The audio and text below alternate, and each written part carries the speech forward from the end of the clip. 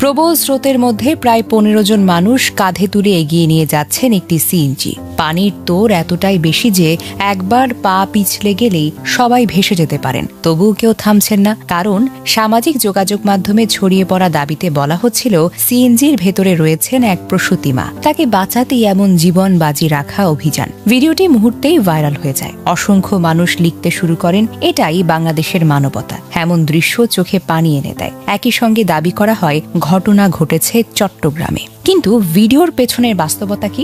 অনুসন্ধানে দেখা যায় ভিডিওতে যে দৃশ্যটি দেখা যাচ্ছে মানুষের কাঁধে করে সিএনজি পার করার ঘটনাটি সত্যিই ঘটেছে। তবে ভাইরাল হওয়া গল্পের গুরুত্বপূর্ণ অংশগুলো কিন্তু সত্য নয়। প্রথমত, সিএনজির ভেতরে কোনো ডেলিভারি রোগী বা প্রসূতি মা ছিলেন না। ভিডিওটি ভালোভাবে পর্যবেক্ষণ করলেও কোনো যাত্রীকে আপনি দেখতে পারবেন না। পরে স্থানীয় জনপ্রতিনিধি ও উপজেলা প্রশাসন নিশ্চিত করেছে এমন কোনো রোগী ওই সিএনজিতে ছিলেন না। দ্বিতীয়ত, এই ঘটনা চট্টগ্রামের নয়।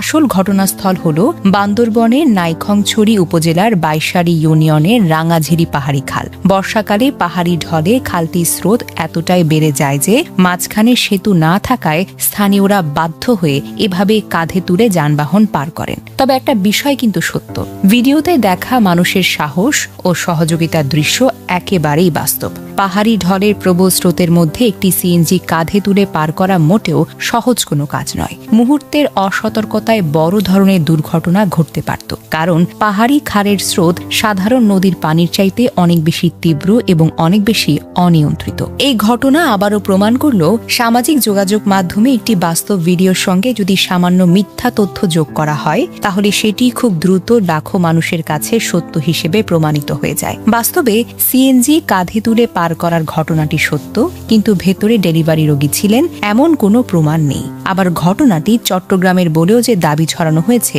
সেটিও তো ভুল। তাই আবেগে ভেসে কোনো ভিডিও শেয়ার করার আগে অন্তত একবার তথ্য যাচাই করাটা জরুরি, কারণ সত্য ঘটনা যতই গুরুত্বপূর্ণ তার সঙ্গে যুক্ত হওয়া ভুল তথ্য ঠিক ততটাই বিভ্রান্তিকর হতে পারে। এদিকে বাইশারি ইউনিয়ন পরিষদের চেয়ারম্যান মোহাম্মদ আলম জানান, ঘটনাটি তাদের এলাকায় ঘটেছে, তবে সিএনজিতে প্রসূতি রোগী থাকার দাবি সম্পূর্ণ ভিত্তিহীন। একই তথ্য নিশ্চিত করেছেন নাইখংছড়ি উপজেলা নির্বাহী কর্মকর্তা এনামুল হাসান। তার ভাষায়, ভিডিওটি যাচাই করে দেখা হয়েছে এবং সেখানে কোনো ডেলিভারি রোগী ছিলেন না। সামাজিক যোগাযোগ মাধ্যমে ঘটনাটি অতিরঞ্জিত ও ভুল তথ্য যোগ করে ছড়িয়ে দেওয়া হয়েছে। এই ঘটনাটি আমাদের সামনে দুটি ভিন্ন বাস্তবতা তুলে ধরে। প্রথম বাস্তবতা হলো বান্দরবনের দুর্গম পাহাড়ি এলাকায় আজও মানুষের জীবনের ঝুঁকি নিয়ে চলাচল করতে হয়। একটি ছোট্ট সেতুর অভাবে বর্ষা এলেই পাহাড়ি খাল পরিণত হয় মৃত্যু ফাঁদে। তখন স্কুল কলেজের শিক্ষার্থী, কৃষক, রোগী কিংবা সাধারণ মানুষ সবার ভরসা হয়ে ওঠে